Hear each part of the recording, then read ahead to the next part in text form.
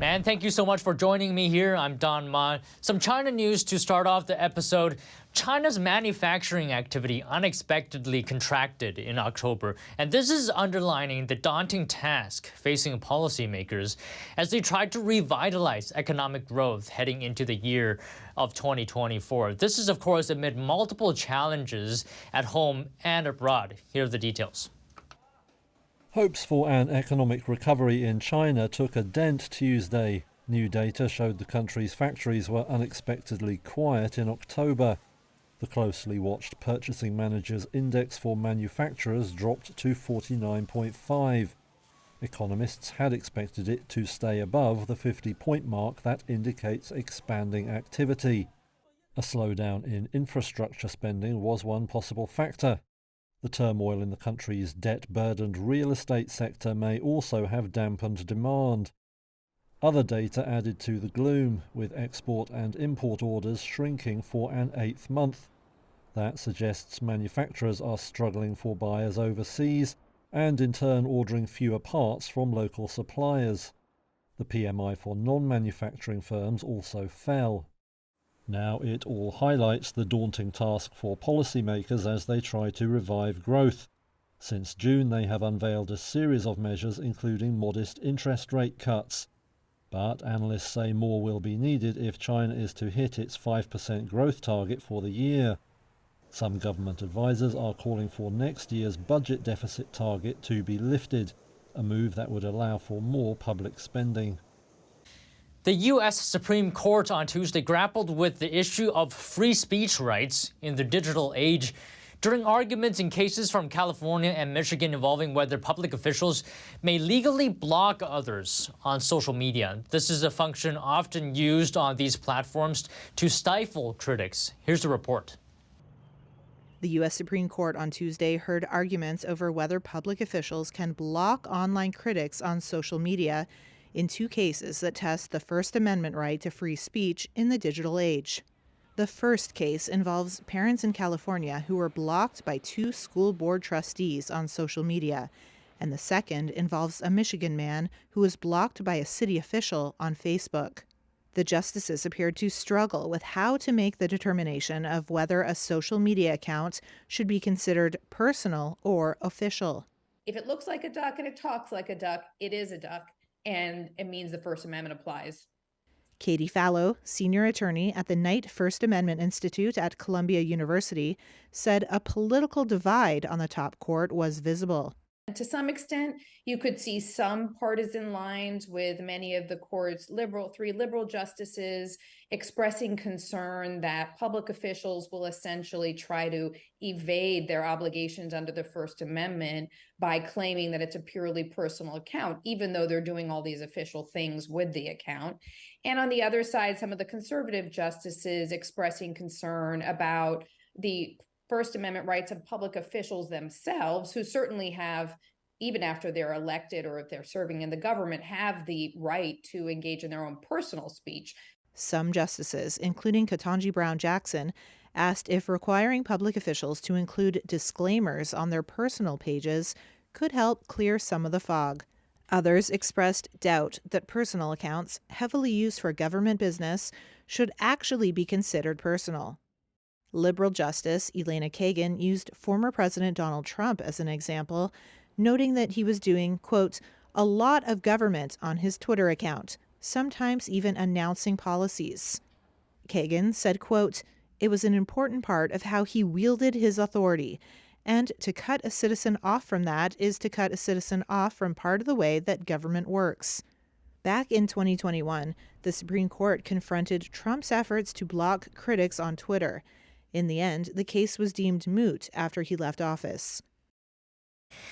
And U.S. President Joe Biden is seeking to reduce the risks that artificial intelligence poses to consumers, workers, minority groups, and national security. And he's doing this with the new executive action. Here's more. To realize the promise of AI and avoid the risk, we need to govern this technology. U.S. President Joe Biden signed a new executive order at the White House on Monday that seeks to reduce the risks that artificial intelligence poses to Americans and national security.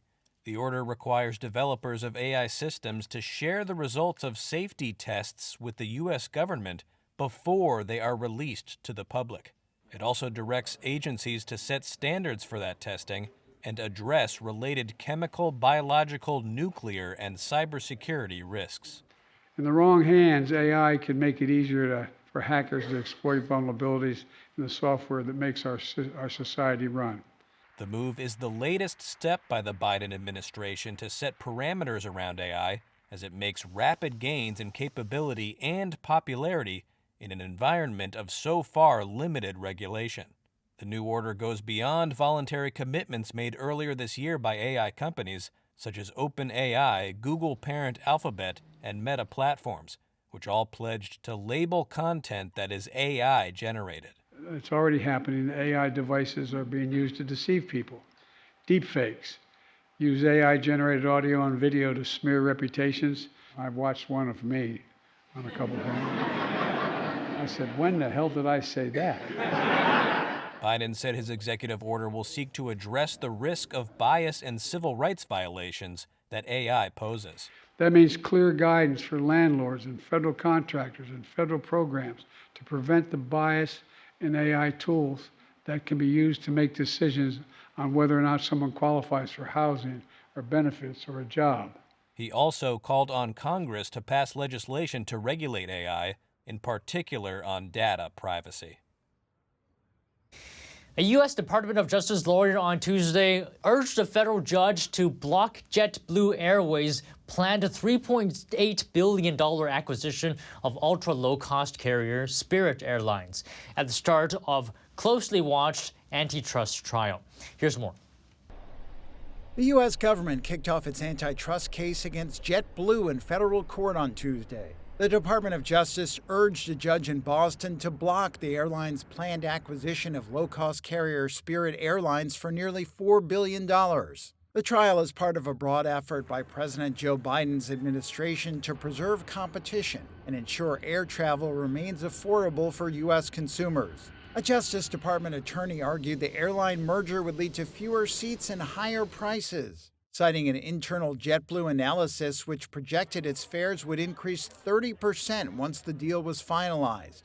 She said that would cost passengers roughly $1 billion annually. An attorney for JetBlue countered that the case was a misguided challenge to a merger between the country's 6th and 7th largest airlines, which together control less than 8% of the domestic market dominated by 4 larger carriers. United, American, Delta, and Southwest Airlines control 80% of the domestic market. The attorney for JetBlue said the government had wrongly tried to bar it from growing into a larger challenger to those 4 rivals and disrupt a market that has become bad for competition and bad for consumers.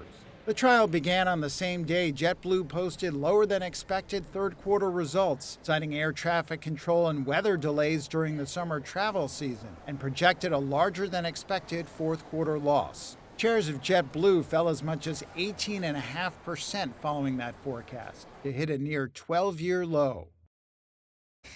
And Urban Outfitters is profiting off of nostalgia.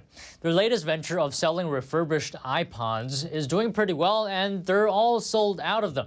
NTD's Sean Marshall has more. Just before Apple announced their new M3 chip, the most powerful ever for personal computers, Urban Outfitters was selling out of Apple iPods.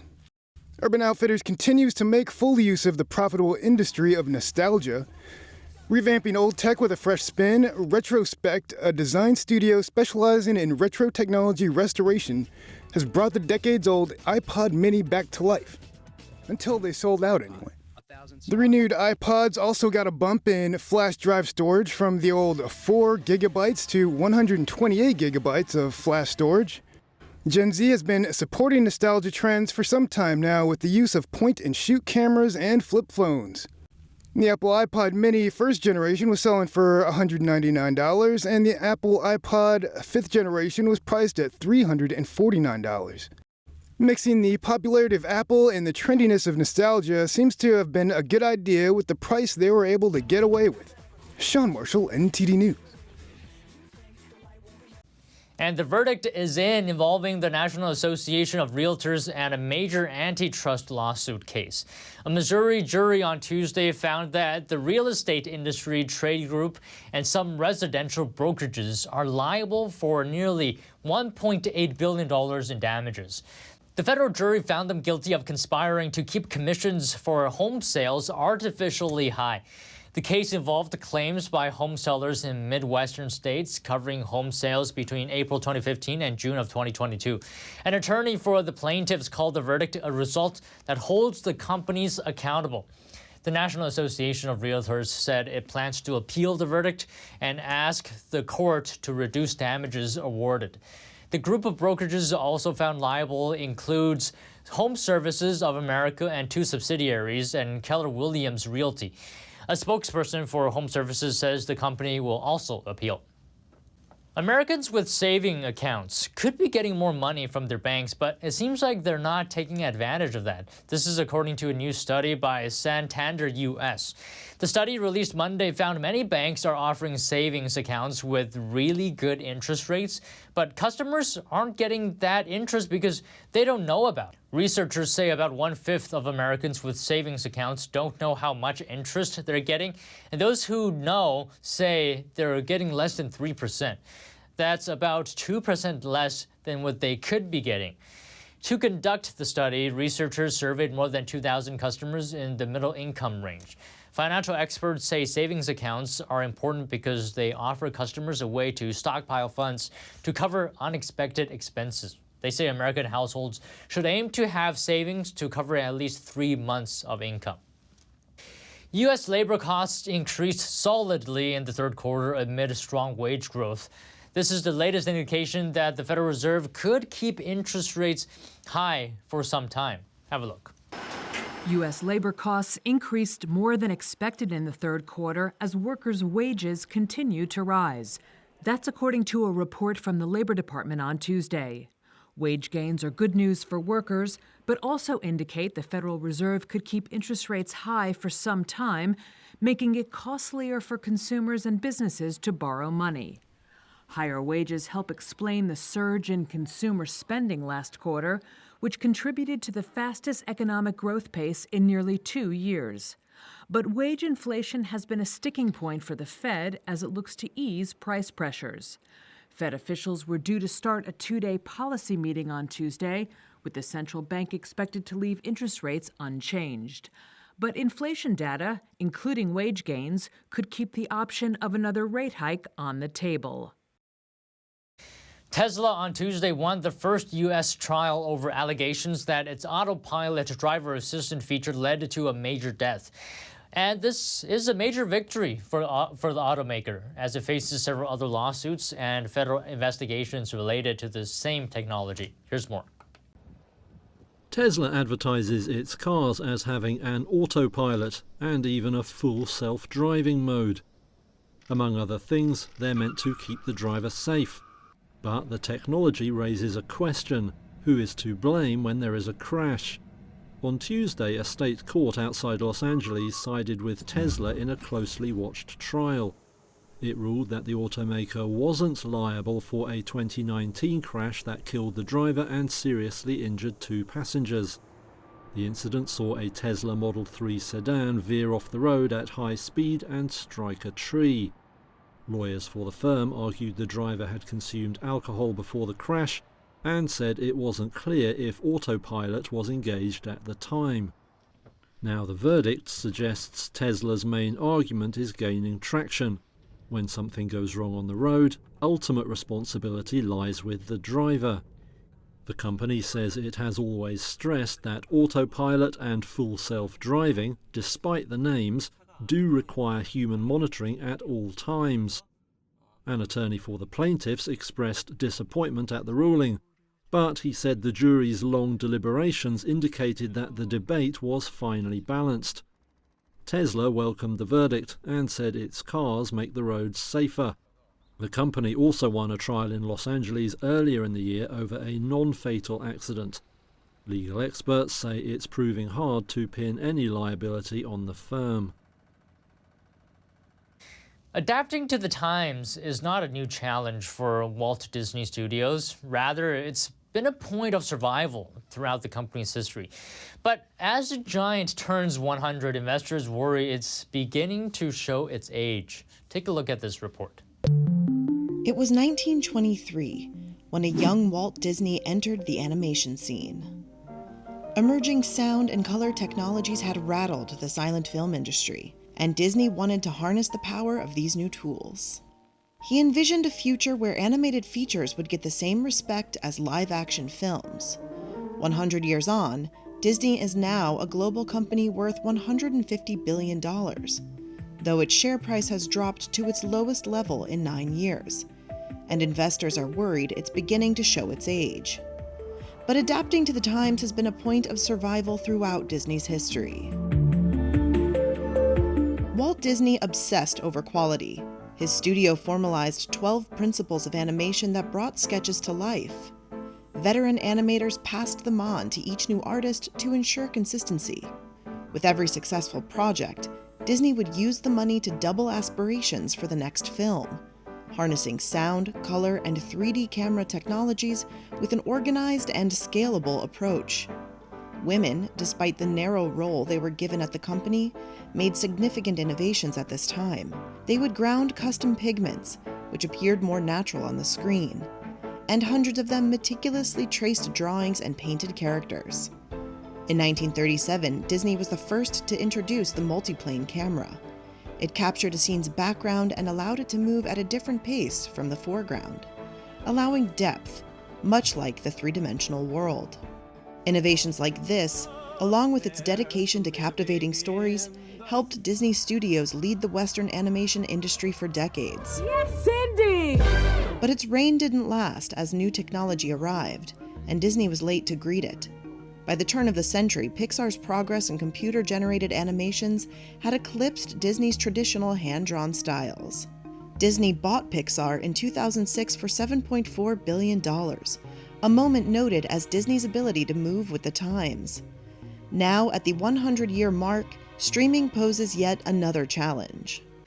And Stellantis on Tuesday said the strikes in North America over pay increases will cost it less than $795 million in terms of profitability. This is after a negative impact on group revenue of around 3 billion euros. Here's the report. Stellantis has taken the smallest hit among major rivals from strikes in North America. That was the claim during the auto giant's third quarter results on Tuesday. It said industrial action over pay increases would cost the firm around $795 million in terms of profitability. Overall, the stoppages hit group revenue for close to $3.2 billion. Unions launched a 6-week campaign of coordinated strikes in the US and Canada. That is coming to an end this week after tentative agreements won record salary rises for workers at the Detroit 3 automakers. Net revenue at the maker of Jeep, Chrysler and other brands rose 7% in the July-September quarter to $48 billion. That was above analyst forecasts.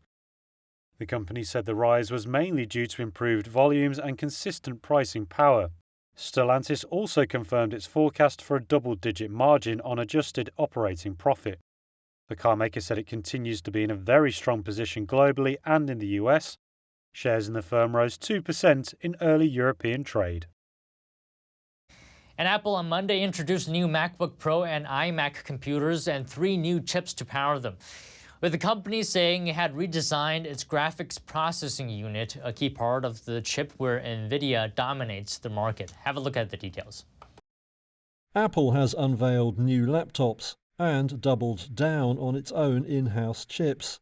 At an event Monday in California, the tech giant showed off a range of new MacBook and iMac computers.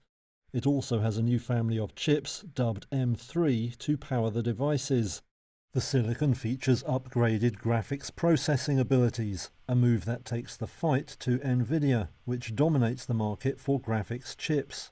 Apple chief executive Tim Cook had big claims to make.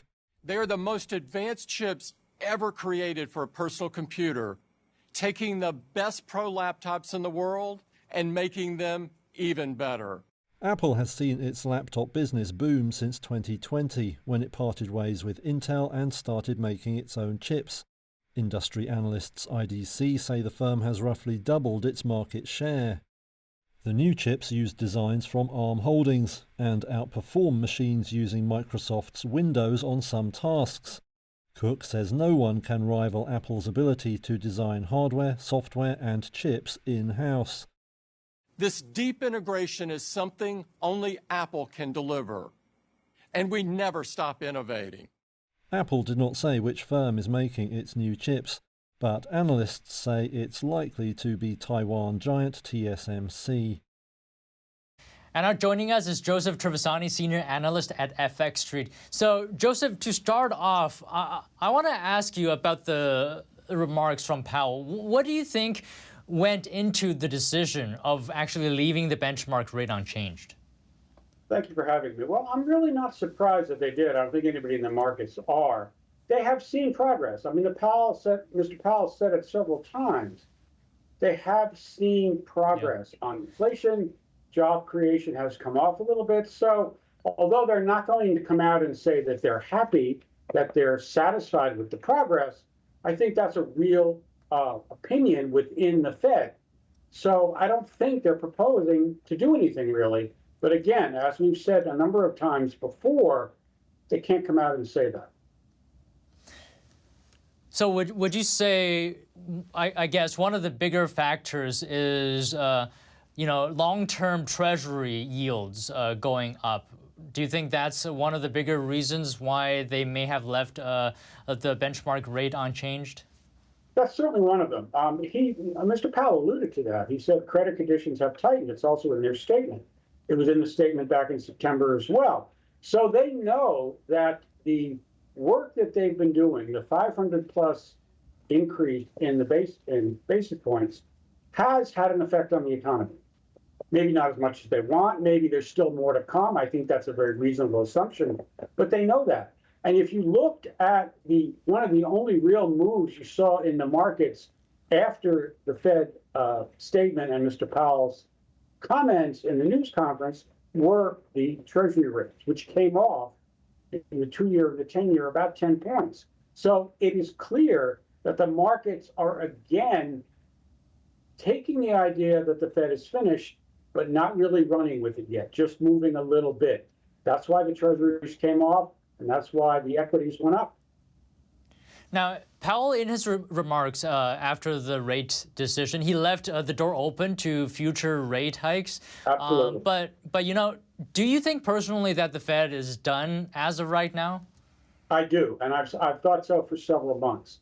It is absolutely necessary for the Fed to rhetorically leave the door open, if you will, to further increases. It needs to make sure that it doesn't get, and we've spoken about this in the past, that you don't get a huge move down in Treasury rates, which of course would affect market rates, which would come up. The Fed doesn't want that. So it is absolutely necessary that they leave the impression, officially, that they still could hike rates again if inflation doesn't do what they want it to do. Okay, just to explain for us, if the Fed is done, in your words, then why must Powell keep another rate hike possibility open? Because what will happen if Mr. Powell comes out and said, we're happy with what the work we've done, we're happy with the impact it's had on the economy, and we're finished. The immediate effect would be a surge in Treasury prices and a fall in Treasury rates. That would bring down commercial rates across the board. And that is what the Fed doesn't want, because it's very necessary to keep those rates high. They are a major component of the Fed's fight against inflation. It's very important that the actual rates in the economy don't start to come off until the Fed is ready for them to do so. And that's why. And what about the stock market? What happens if the Fed just bluntly comes out and say they're done? Well, everybody in the stock market would be very happy. They'd all go out after the time the market closed and have a drink. But in fact, the same thing, you would get the reverse effect in the stock market. In that stock market's equities generally like lower rates. If they think the Fed is done, then the most likely move next at some future point are lower rates. If the markets will the equities will like that even more. And speaking of that, when do you think we're going to see rate cuts? Well, it's a very difficult point right now because certainly for almost all analysts up until the mid-year, they were anticipating a recession end of this year, beginning of next year. It is not there in the statistics as of yet. It still should be the most logical assumption. So if I would say now, it's pushed off until the second half of next year right now. And just one final question. If we're going to see a rate cut, what is that going to coincide with? A recession, some crisis? What do you think? I think it would probably coincide with a negative reading for a month or two, or maybe a bit more in the job market. That has been the Fed's focus for a long time now on what is the job market doing? What is that telling us about the strength of the economy and the strength of the consumer? One of the things that is absolutely, maybe the thing that's absolutely supported the economy and consumers has been a strong job market. Wage increases, even if they're trailing inflation, they're still out there, and you can find a job. Once that changes, once that diminishes, the Fed will start to worry about a recession. Well, all right. Thank you so much again. As always, Joseph Trevesani. Thank you very much for having me. Have a good day.